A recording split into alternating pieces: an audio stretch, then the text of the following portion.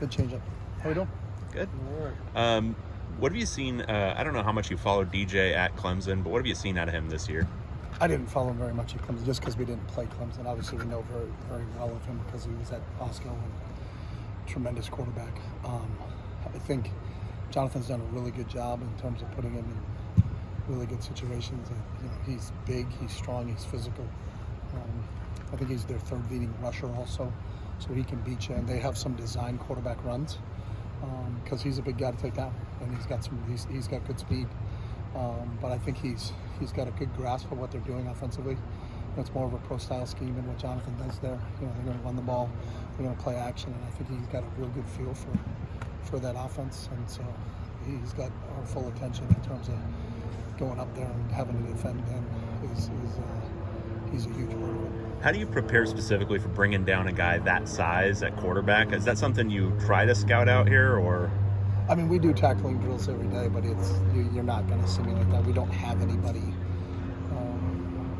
on our team that's, unless you put a tight end at quarterback, because he's basically built like a tight end.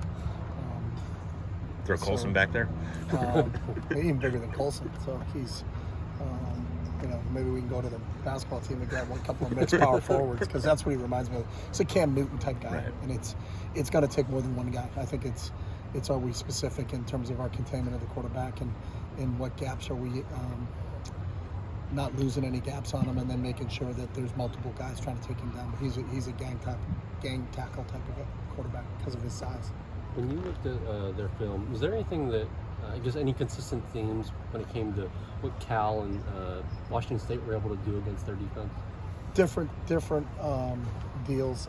The Washington State game was a whole bunch of Cam work, and they threw the ball, outstanding in that game. And the receivers, Kelly and Williams, made some huge plays. There were some times when, give Oregon State credit, they're right there, and then all of a sudden you're like, oh my God, did he just catch up? There was a one-handed grab, I think it was Kelly, and it was an unbelievable ball by Ward, but they couldn't have been put it anywhere else, and Kelly reaches out with one hand and makes an unbelievable catch. That's one of those where you just kind of tip your cap to Washington State on that play, and that's what we were nervous of in terms of going into the Washington State game is that connection between Cam and those guys. And then in the Cal game, they seemed like they ran the ball a little bit different, so schematically, it wasn't similar. It was more throwing in the Washington State game and a little bit more running in the Cal game. What do you see generally out of their defense? They're aggressive and attacking. They've kind of had the same system for a little bit. Coach Bray does such a really good job with it.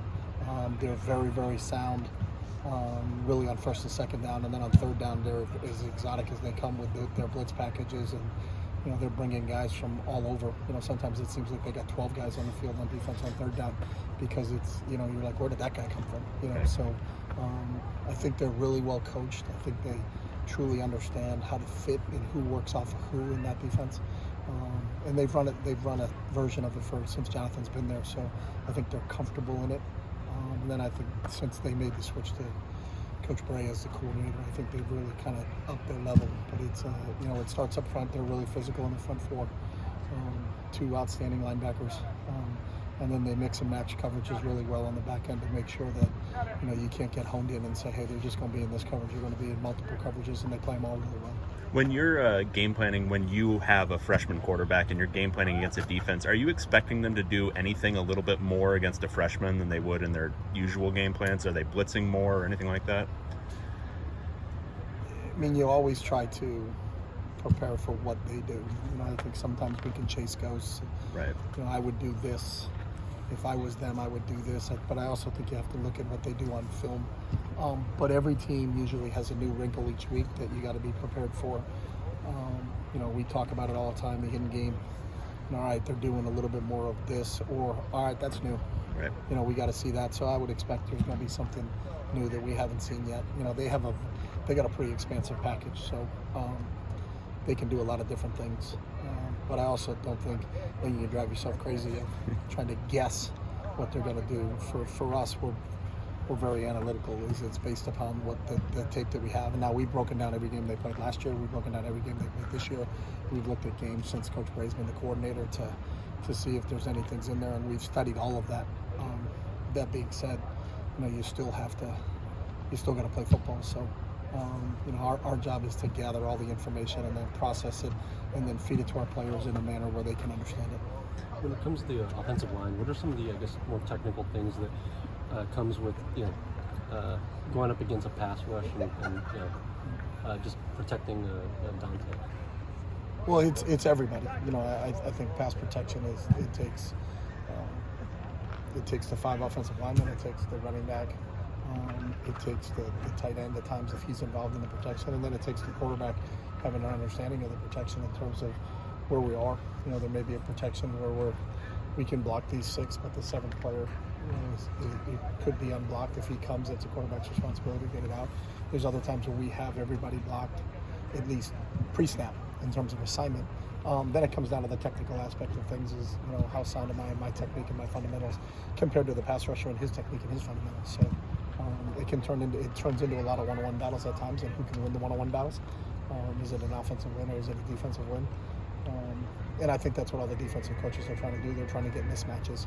You know, can you get a lesser player on a good player, or are we smart enough to figure out, hey, we need to move the protection towards this guy because he's a dynamic pass rusher. So I think everybody's trying to do the same things, but the game itself, once it's the post-snap, it comes down to fundamentals. You know, and who's fundamentally and technique is better on that particular player. Is it the offensive player or is it the defensive player?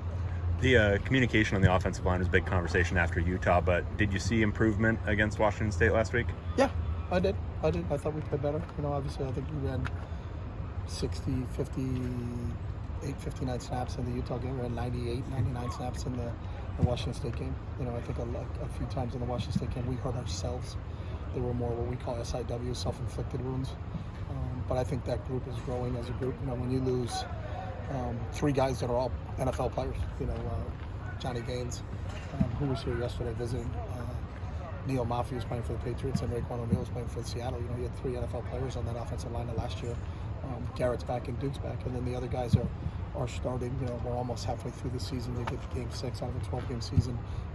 They're starting to get they get their legs underneath them. They got an understanding. You know, they understand who they're working with, and we've been fortunate because we've been able to keep the same kind of rotation.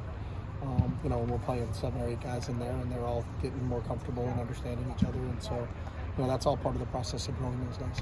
And is that that communication piece, is that a harder thing to accomplish on the road, you know, given the raucous environments and everything? Yeah, we try not to pay attention to the road, and we have systems in place where, you know, you gotta be able to handle that. You can't say, you also don't want to do something at home that you don't do, or do something away that you don't do at home. So it's loud. Now, Research Stadium is a really, really loud place to play. Eccles Stadium is a really, really loud place to play. But we would hope that you could communicate with the guy standing next to you. So. Earlier you mentioned Oregon State's front 4. Anyone in particular present a particular matchup problem? Yeah, I mean, both their defensive ends I think are outstanding. You know, and I think obviously they can generate individual mismatches, and the way they play and how hard they play, I think, is something that we have to be prepared for in terms of defending them. But they blitz so many different people. I think their linebackers are really good pass rushers.